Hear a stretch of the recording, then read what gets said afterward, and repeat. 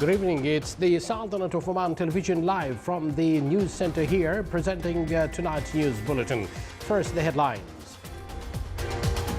The Ministry of Health reports 1,889 new COVID-19 cases and 8 deaths. The Numbeo crowd-sourced global database ranks the Sultanate of Oman 5th place as the safest and crime-free country around the world. And a Palestinian man is shot and killed by Israeli soldiers in the West Bank.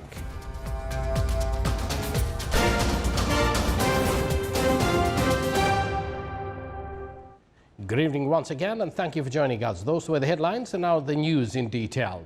His Majesty Sultan Haytham bin Tariq sent a cabal of greetings to His Excellency President Khaltama Batulga of Mongolia on the occasion of his country's National Day.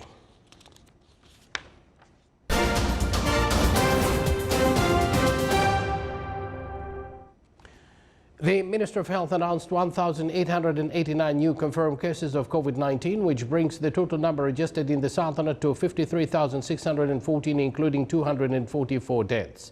The Minister of Health stresses that 34,225 cases have been recovered. Back to work is a step of hope for the best to come. Here are the instructions that will protect you from coronavirus. Wear masks while leaving your house by following proper procedures.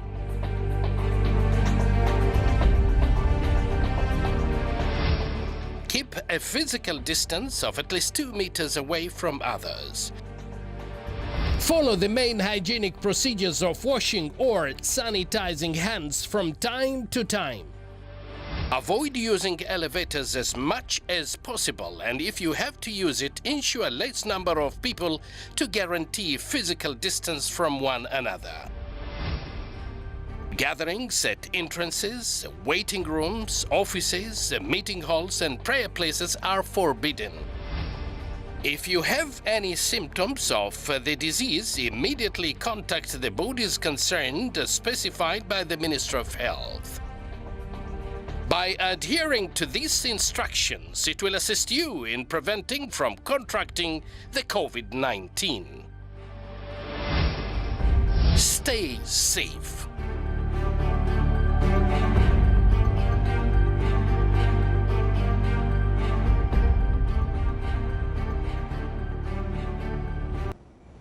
And now it's the time for Maghrib prayer here in the Governorate of Muscat. The Sultanate of Oman ranked the 5th safest and crime-free country around the world as per Numbeo, the crowd-sourced global database in Serbia. Oman scored 79.5 points at the safety level and 20.62 points at the scale of proliferation of crime. The database pointed out that the proliferation of crime and safety measures indicators aim at evaluating the overall level of crime in any given country or city. The safety indicator moves in the opposite direction of the crime indicator. Higher scores indicate higher level of safety and security.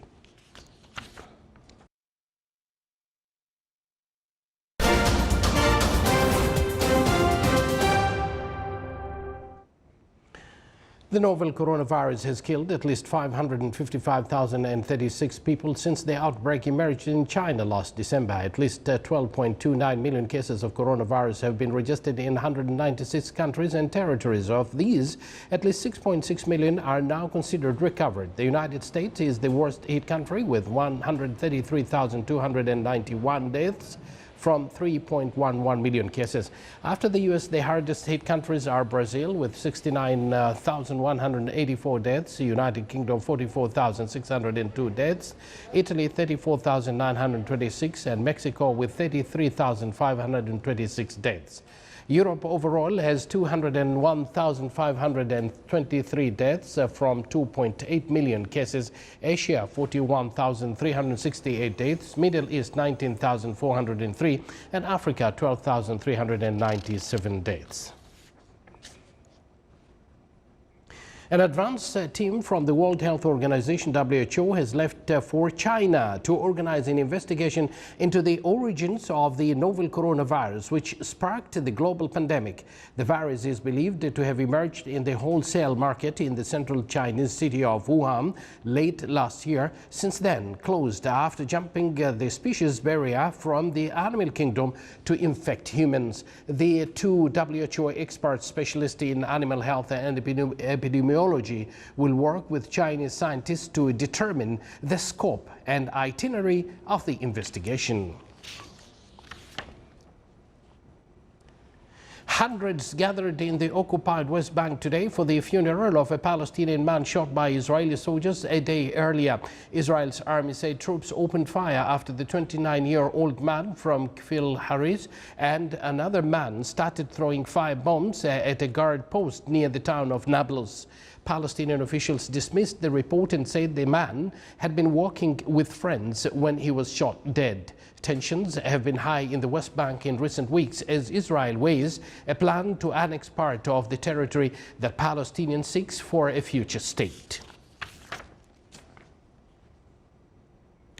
The leaders of Germany and France led a fresh efforts today to breathe life into long-stalled talks to normalize ties between Serbia and Kosovo, more than 20 years after Belgrade sent troops into its then province to crush a separatist uprising.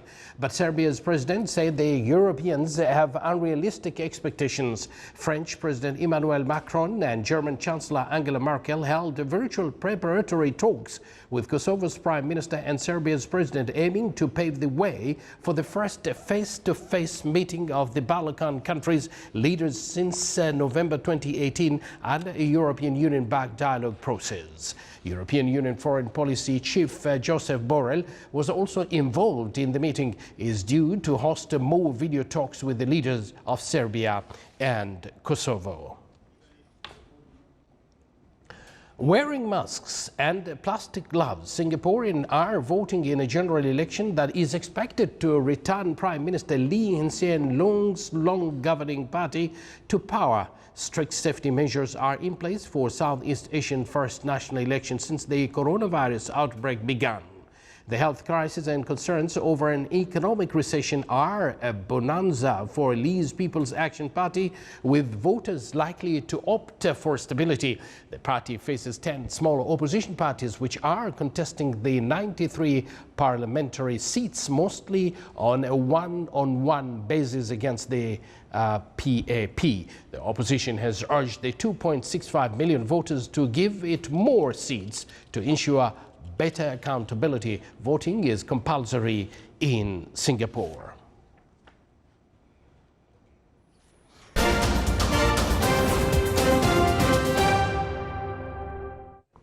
Oman oil price decreased by $1.32, amounting to $42.73 per barrel for September delivery. It's worth mentioning that the average oil price for the current month is $33.63 per barrel, which is higher than the average price in June by $10.03.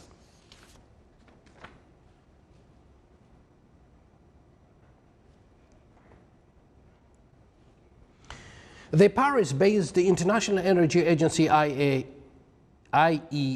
said today that oil output hit a 9-year low last month as producers reacted to the plunge in demand triggered by the coronavirus crisis, but output is now set to recover. While the IEA warned that the insurgence of the coronavirus is parts of the world injected added uncertainty into a forecast, it sees the market turning a corner. During June, global oil output tumbled to a 9-year low as the OPEC cartel and its allies cut production, and producers in the United States and elsewhere reacted to continued relatively low prices and scaled back operations. The IEA estimates global oil demand fell by 16.4 million barrels per day year on year in the second quarter, when much of Europe and North America were under lockdown. But as nations ease those measures, demand has been recovering. At least 140 people have died or are missing amid ongoing flooding in China. The country's National Observatory has also issued an alert for more heavy rain today in the parts of the country already hit hard by flooding. Floods damaged buildings and homes in a number of provinces, and rescue workers and military personnel are helping people to safety. A number of provinces, including Hubei, Jiangxi and Xinjiang, have raised their emergency response levels in response to flooding in recent days. China raised its national emergency response level on Tuesday. Financial losses related to the disaster have reached around $8.8 billion.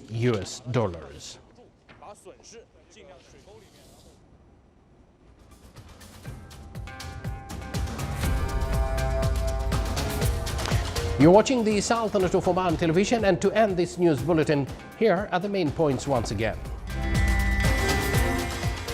Ministry of Health reports 1,889 new COVID-19 cases and 8 deaths.